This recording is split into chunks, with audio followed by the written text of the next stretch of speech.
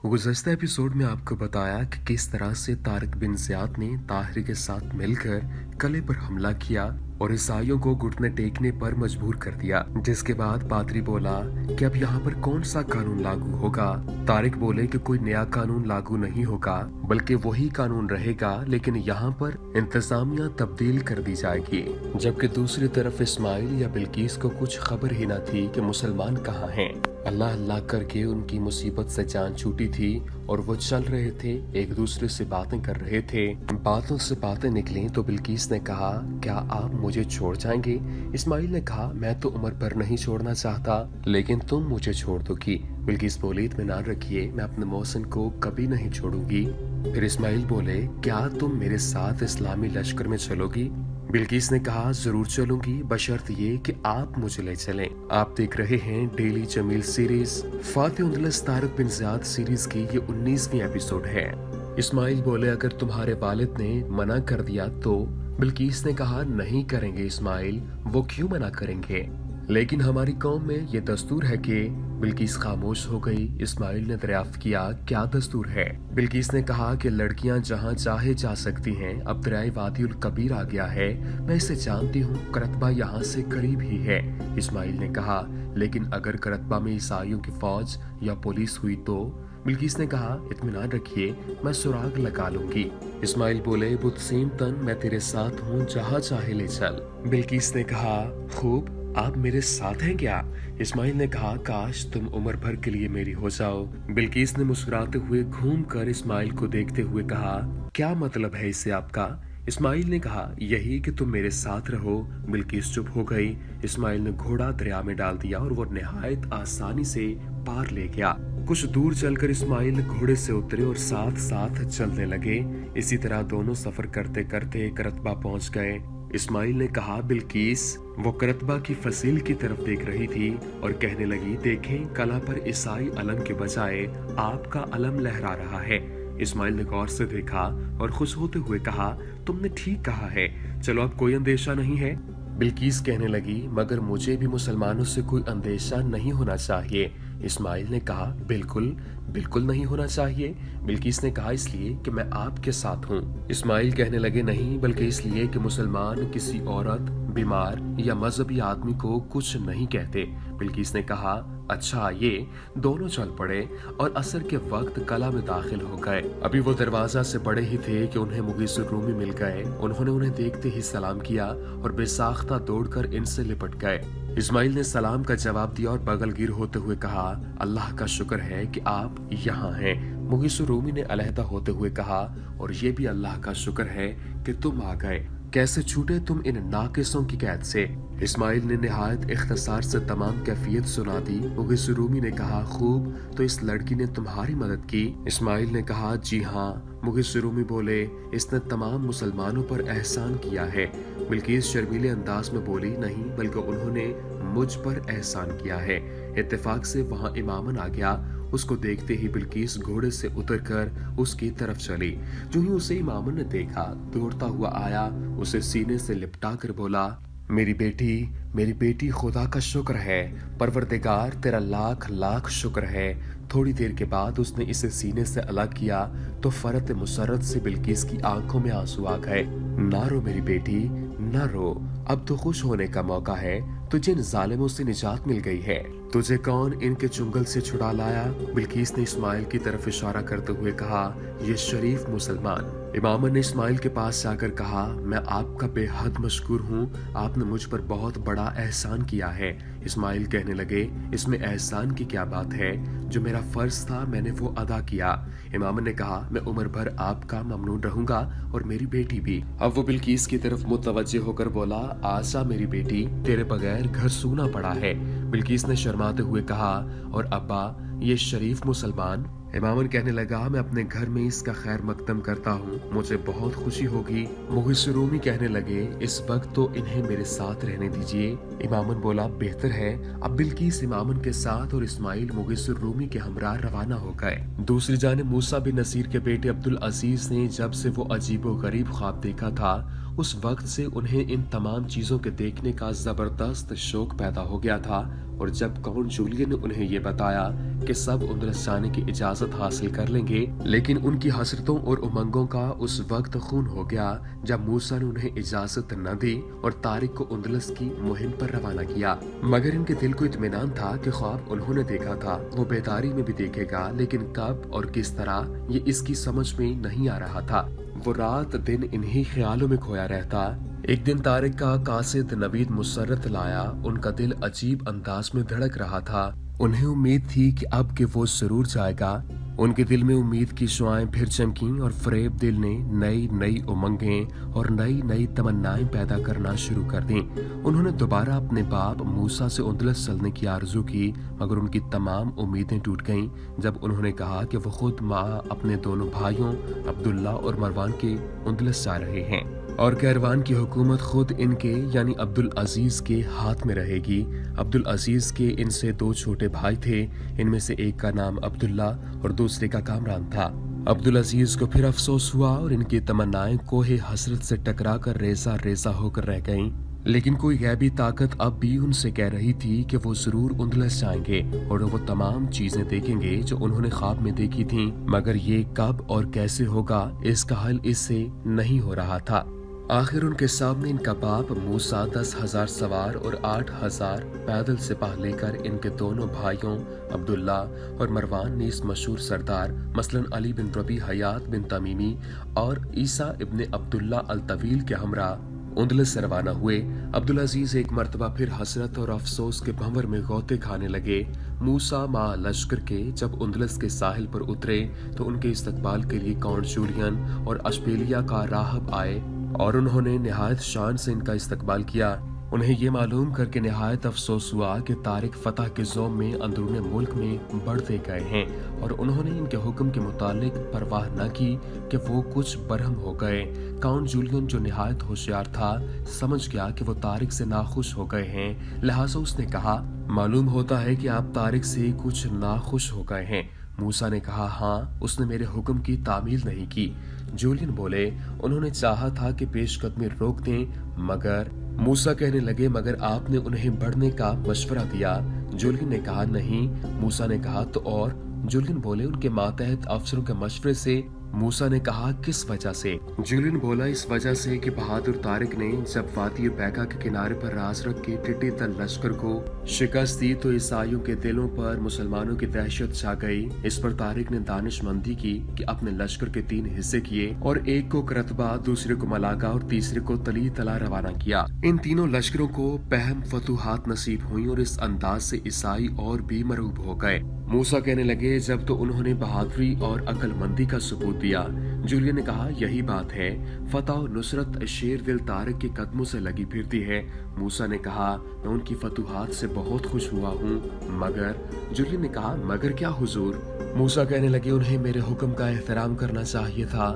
Julian ने कहा, यह सच है, लेकिन अगर वो इस कदर कामयाबी के बाद रुक जाते तो ईसाइयों के दिलों पर मुसलमानों का जो रौब था वो खत्म हो जाता और वो संभल कर फिर अपनी ताकत इकट्ठी करके मुसलमानों से नबर्द आसमा हो जाते। मूसा ने कहा, मैं ये सब बातें समझता हूँ, जानता हूँ कि ऐसी हालत में आगे बढ़ना ही मुनासिब था, मगर उन्हें तमाम वाकयात की मुझे इत्तला देनी चाहिए थी और अब उन्हें इसका मुझे जवाब देना पड़ेगा।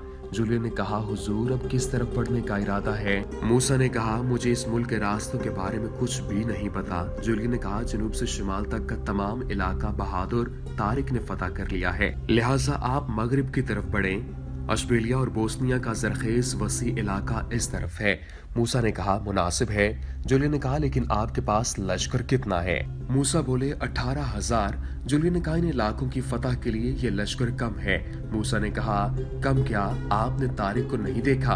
इनके हमरा कितना लश्कर था? सिर्फ 12,000 मुसलमान। जूलियन कहने लगा, ये सच है, मगर इस तरफ के कलाजात निहायत मजबूत और ईसाई बकसरत हैं। मूसा ने कहा, कुछ फिक्र न करो, अल्लाह मददगार है, वही हमें फतह देगा। जूलियन ने कहा, बेहतर है। दूसरे रोज मूसा अपना लश्कर लेकर अशबेलिया के इलाके की तरफ बढ़े। ईसाइयों ने मुजाहिद आज़म तारिक की फतूहात के वाकयात सुन रखे थे। उन्हें मालूम हो गया था कि मुसलमान जिस शहर में जाते हैं या हमला करते हैं उसे फतह किए बगैर नहीं छोड़ते।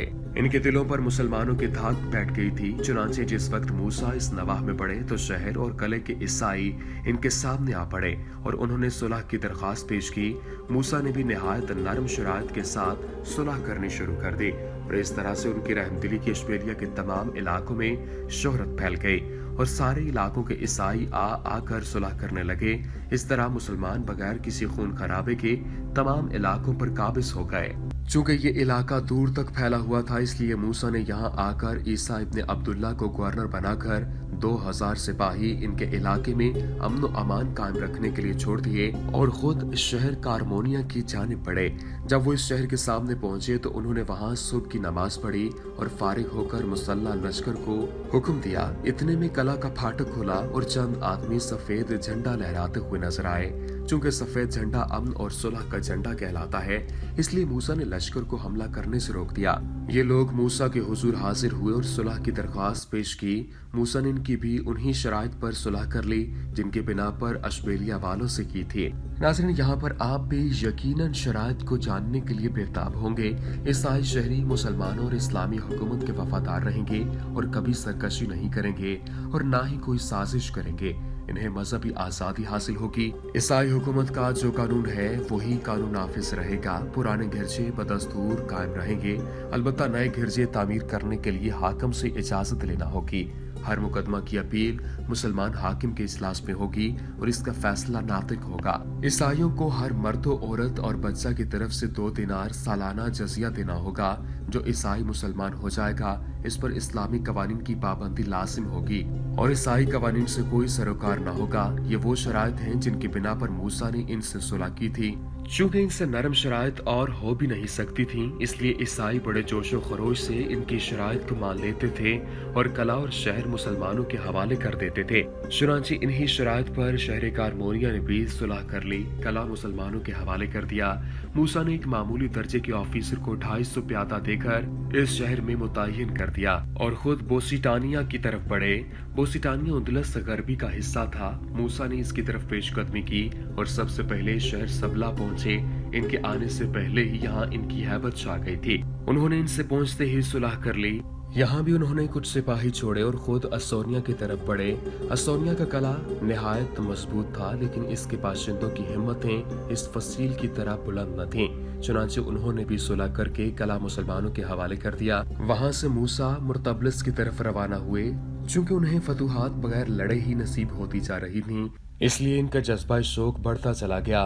जब वो मुर्तबलिस पहुंचे तो वहाँ के ईसाइयों ने इनका पुरतपाक खैर मकदम किया और सुलह करके कला इनके हवाले कर दिया। मूसा वहाँ से बैसात की समत रवाना हुए। अब तक उन्होंने जितना भी इलाका फतह किया, वहाँ कुछ न कुछ लश्कर छोड़ते रहे, जिसकी वजह से उनका लश्कर कम रह गया। मुसलमानों का ईसाइयों पर इतना रोब छा गया था कि मजीद लश्कर मंगवाने की जरूरत ही नहीं थी। बैसात वालों ने इनसे मुसालहत कर ली और वो आगे बढ़े। तमाम इलाके को फतह करके वो शहर मरेडा पहुंचे। ये शहर इस कदर खूबसूरत था कि मूसा और तमाम मुसलमान इसे देखकर हैरान रह गए। वो पहाड़ के दामन में आबाद था और इसकी फसील निहायत बुलंद थी। ऐसा लगता था कि इस शहर के बानियों ने भारी पत्थरों को काट कर बनाया था। मरेडा वालों ने कला का दरवाजा बंद कर दिया और फसील पर चढ़ गए। मूसा समझ गए कि मरेडा वाले लड़ने के इरादे से फसील पर चढ़ गए हैं। काउंट जूलियन से इन्हें मालूम हुआ कि इस कला के अंदर कम से कम 50,000 सिपाही मौजूद हैं। ये देखकर मूसा ने अपना एक कासद अपने बेटे अब्दुल अजीज के पास रवाना कर दिया कि इमदादी लश्कर लेकर जल्द अज जल्द यहाँ आ जाए। उन्होंने कासद मरेडा वालों के पास भेजा कि वो सुलह कर लें, लेकिन शहर वाले आमादा न हुए और एक मुअज़्ज़ज़ शख्स ने बुलंद आवाज में कहा, अपने मुअज़्ज़ज़ सरदार को कहो कि इस कला की फतह का ख्याल दिल से निकाल कर किसी और तरफ चला जाए, वरना इसके लश्कर की तमाम लाशें इस फसील के नीचे सड़ती हुई नजर आएंगी। कासद ने कहा, तुम फजूल लड़ रहे हो। तमाम मुल्क फतह हो चुके, हत्ता के दारुल सल्तनत भी और तुम्हारे सरदार भी हमारे मुती हो चुके हैं। फिर किसके भरोसे पर तुम लड़ना चाहते हो? उस शख्स ने जवाब दिया, अपने कला की मजबूती और लश्कर की कसरत तादाद के भरोसे पर। इसके अलावा शाह राजरक की मलका नायला यहाँ मौजूद हैं और जब तक वो यहाँ रहेंगी उस वक्त तक हम इनकी हिफाजत करेंगे। कासद वापस आ गया और उसने कला वालों का पैगाम सुना दिया। मूसा ने जोश में आकर अपने लश्कर में मुनादी करा दी कि रात को हमले के लिए तैयार रहें और अगले रोज मरेटा पर हमला किया जाएगा। अब तक इस लश्कर को जोर आजमाई का मौका नहीं मिला था, क्योंकि बगैर लड़े ही उन्हें फतूहात मिल चुकी थी, मगर अब उन्हें उम्मीद हो चुकी थी कि मरेटा वालों से जंग जरूर होगी। वो अमीर के ऐलान को सुनकर बहुत खुश हुए और सारी रात लड़ाई की तैयारी करते रहे। मूसा ईशा की नमाज पढ़कर सो गए, लेकिन पिछली रात में उठ बैठे, उठकर वजू किया, तहज्जुद की नमाज पढ़ी और नमाज पढ़कर सजदारेस हो गए। परवरदिगार आलम से अर्ज की, खुदाए बेनियाज, आज कुराए अर्ज पर तेरी वाहदानियत की मुनादी और सच्चे दिल से तेरी इबादत करने वाले सिर्फ मुसलमान ही हैं। वो मुसलमान जो तेरे हबीब हजरत मोहम्मद मुस्तफ़ा सल्लल्लाहु अलैहि वसल्लम के पैरोकार और अतात गुजार हैं, जो तेरे और तेरे रसूल के बताए हुए रास्ते पर चलते हैं। अगरचे तू बेनियाज है और तुझे इसकी परवाह नहीं कि कौन तेरी इबादत करता है, कौन तुझे मानता है और कौन तेरी तौहीद का कायल और इसका मुबल्लिग है, लेकिन मुसलमान तेरे हैं। वो जो कुछ करते हैं तेरे ही भरोसे पर करते हैं। तू इनकी मदद कर और उन्हें रुस्वा होने से बचा ले। तूने अपने कलाम पाक कुरान मजीद में इरशाद फरमाया है, जिसका तर्जुमा है यानी तू मालिक है, जिसे चाहता है देता है और जिससे चाहता है छीन लेता है, और तू जिसे चाहे इज्जत देता है और जिसे चाहे जिल्लत दे। तेरे ही हाथ में भलाई है और तू हर चीज पर कादिर है। ऐ परवरदिगार, तू मुसलमानों पर रहम कर, उन्हें इज्जत दे और फतह याब कर। ये दुआ मांगकर उठ खड़े हुए और सुबह तक कलाम इलाही पढ़ते रहे। सुबह को उन्होंने नमाज पढ़ाई और मुसलमानों को मुसल्ला होकर कला की तरफ बढ़ने का हुक्म दिया। मुसलमान फौरन अपने अपने खैमे पर पहुंचे और मुसल्ला होकर फसील की तरफ निकलकर सफ बस्ता हो गए। अभी मुसलमानों की सफें दुरुस्त न हुई थीं कि कले का फाटक खुला और ईसाई सवारों का सैलाब कला में से निकलकर मुसलमानों की तरफ बढ़ने लगा।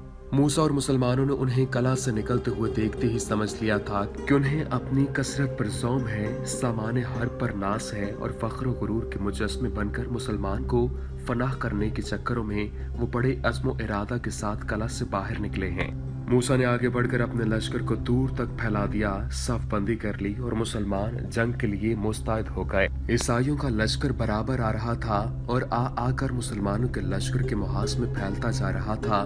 इनके अफसरान इनकी सफ बंदी करते जा रहे थे। इस वक्त आफताब किसी कदर बुलंद हो गया था और धूप फैल गई थी।